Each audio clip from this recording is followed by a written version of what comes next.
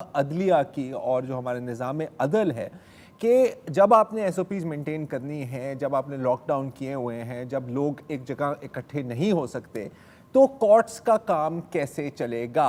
ये आप जहन में रखें कि पहले ही पाकिस्तान में कोर्ट केसेस की बहुत पेंडेंसी है और अब क्योंकि तकरीबन मुकम्मल तौर पर कोर्ट्स के काम भी मुतासर हुआ है, सवाल ये बनता है कि इसका हल है और अगर है तो वो हल क्या है?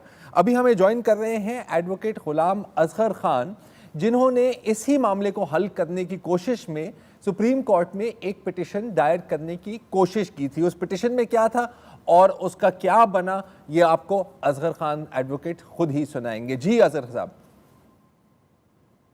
Sir, thank you very much for the invitation.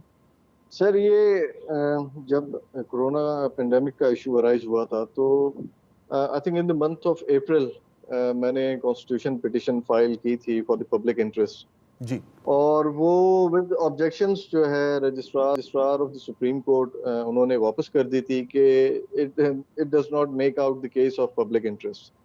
और उसके साथ कुछ एक दो और ऑब्जेक्शन भी थे कि मिसकंसीव फैक्ट्स हैं और सिचुएशन इतनी वर्सन नहीं है। बहरहाल तो वो उस ऑर्डर को फिर चैलेंज किया गया 1 जून को सुप्रीम कोर्ट में ही, और वो अभी पेंडिंग है क्योंकि उस पर कोई हेयरिंग अभी तक नहीं मिल पाई है।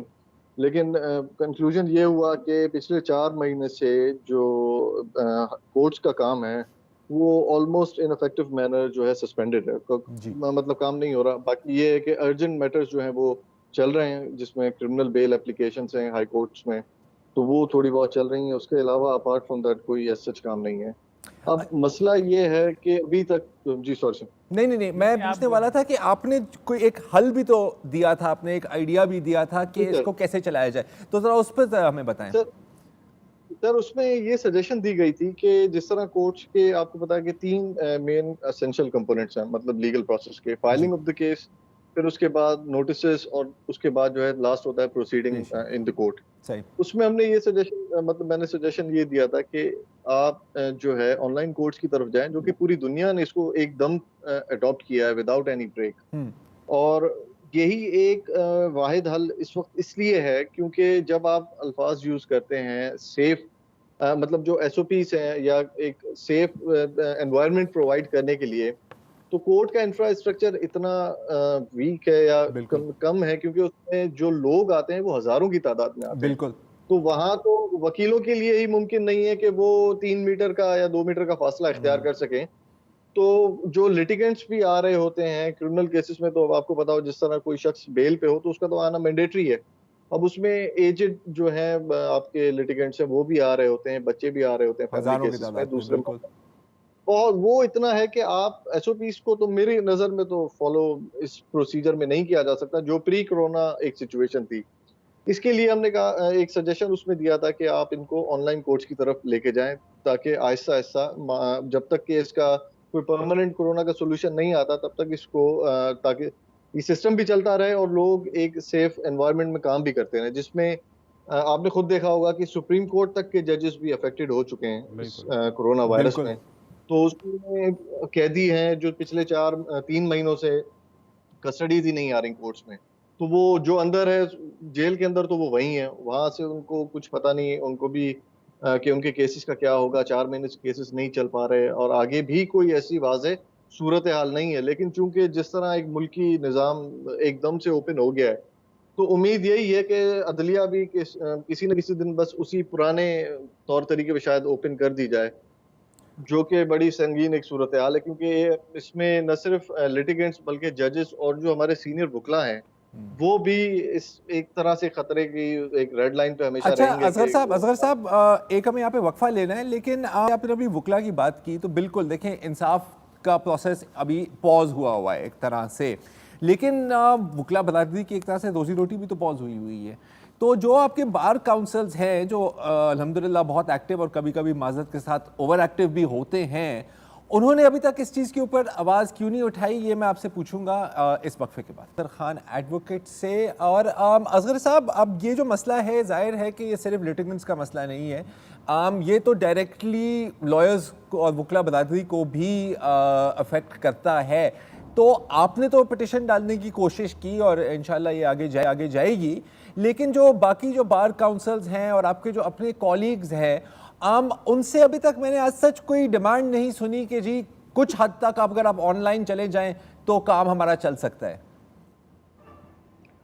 सर, मैं आपके साथ एग्री करूंगा कि वकला बरादरी इस मामले में इतनी मुत्तफिक नजर नहीं आई, लेकिन ये है कि Sindh High Court Bar Association का एक लेटर था जो चीफ जस्टिस सिंध साहब को लिखा गया था, जिसमें उन्होंने एक डिमांड की थी कि ऑनलाइन कोर्ट्स की तरफ ले जाएं, लेकिन मैं एग्री करता हूं कि इसमें एज सच कोई कैंपेन या इंक्लूसिव हाँ। पॉलिसी या अप्रोच अडॉप्ट नहीं की गई है, क्योंकि इसमें मुझे जो एक चीज महसूस हुई है, जो हमारे कोलीग से बात हुई है, तो एक रेजिस्टेंस थी टुवर्ड्स के ये मैकेनिज्म चलाने के लिए हमारे पास इंफ्रास्ट्रक्चर नहीं है, या एक खौफ था कि मतलब एक अल्टरनेटिव मीडियम आ जाएगा तो इससे हो सकता है कि उनके काम पे अफेक्ट हो, तो ये भी एक फैक्टर रहा है। लेकिन आप सही कह रहे हैं कि इसमें बार काउंसिल्स का एक बहुत बड़ा किरदार था, क्योंकि ये मैटर रूल ऑफ लॉ से डायरेक्टली अफेक्ट करता है। बिल्कुल। हजारों केसेस हैं जो कि पेंडिंग में ऑलरेडी चल रहे हैं, और अब 4 महीने से कोर्टों का ना चलना, ये बहुत बड़ा अलमिया है। गुलाम असगर साहब, मैंने ये सुना है कि 1 अगस्त से वो जो कोर्ट की सालाना छुट्टियां होती हैं वो ख़त्म हो रही हैं, और उसके बाद ग्रेजुअली जो कोर्ट की सरगर्मियां हैं वो बहाल होने जा रही हैं। ये अफवाह है या वाकई ऐसा होने जा रहा है? सर, अगर ये अफवाह नहीं भी हुई तो होना यही है। मैंने जैसे पहले आपसे अर्ज किया था कि जिस तरह ये पूरा मुल्क खुल गया, मार्केट्स खुल गई और सारी चीजें खुल गई, तो इसमें कोई इतनी हैरानगी वाली बात नहीं होगी कि अगस्त से कोर्ट्स को इन्हें खोलना पड़ेगा, क्योंकि कोर्ट्स की मजबूरी ये है कि आपके पास ऑल्टरनेटिव नहीं है कोर्ट्स का। सही बात। आपको इन्हें खोलना पड़ेगा, और जो वकील सफर कर रहे हैं बेइंतहा बुरे तरीके से सफर किया है, शायद ही, क्योंकि मतलब पाकिस्तान जब से बना है इस किस्म का सिनेरियो पहले कभी किसी ने देखा नहीं था लीगल सेक्टर में, जो इस दफा क्राइसिस वकीलों ने फेस किए हैं। तो मजबूरन ये दोनों सूरत हाल ऐसी है कि अब अगर ये रिफॉर्म्स नहीं भी लाते तो कोर्ट्स तो खोलनी पड़ेंगी अब इन्हें। अच्छा असगर साहब, कुछ हद तक मुझे याद है, again correct me if I am wrong, online testimony, video testimony, इस तरफ हम जा तो रहे थे, तो अगर एक मतलब एक पहला कदम इसकी तरफ लिया गया था, तो फिर मुझे समझ नहीं आ रही कि इसको मजीद आगे बढ़ाने में क्या ऑब्जेक्शन आ रही है। सर, अब मसला ये है कि मैं क्लियरली इसका जवाब दे नहीं सकता आपको। उसकी वजह ये है कि हमारे यहाँ एकेडमिक डिबेट्स हैं नहीं। अगर एकेडमिक डिबेट हो तो मैं आपको किसी पेपर का रेफरेंस दे सकता हूँ कि क्या क्राइसिस थे या क्या इश्यूज अराइज हुए, तो इसका क्लियर आंसर तो मेरे ख्याल में कोई भी नहीं दे सकता। ये खुद जो अथॉरिटीज हैं वही बता सकती हैं। लेकिन एक केस है जो अभी भी सिंध हाई कोर्ट में पेंडिंग भी है, और मोहम्मद अली मजहर साहब उसको चला रहे हैं, और उसमें काफी उन्होंने प्रोग्रेस की है। एक सुप्रीम कोर्ट का केस था 2013 का, जिसमें जो सेक्सुअल ऑफेंसेस के केसेस हैं उनकी रिकॉर्डिंग जो है ऑनलाइन ऑपरेटर्स के थ्रू करने के हवाले से काम चल रहा है। तो वो अभी प्रोसेस में था, तो फिर अचानक से अप्रैल में ये क्राइसिस शुरू हो गए। और लेकिन इसके हवाले से कि कोई ऑथेंटिक मैं बात आपसे नहीं कर सकता कि वो पब्लिश नहीं हुई है कि ये क्यों नहीं आगे जा रहा। चलें ठीक अब है। आप ये देख लें कि पब्लिक इंपॉर्टेंस का मैटर, मतलब उसमें ऑब्जेक्शन लगा के मुझे पिटीशन वापस की गई है कि नहीं, हालांकि ये तो मैं ख्याल है कि अगर ये पब्लिक इंपॉर्टेंस का मैटर नहीं है तो फिर पता नहीं कौन सी चीज पब्लिक इंपॉर्टेंस का मैटर है।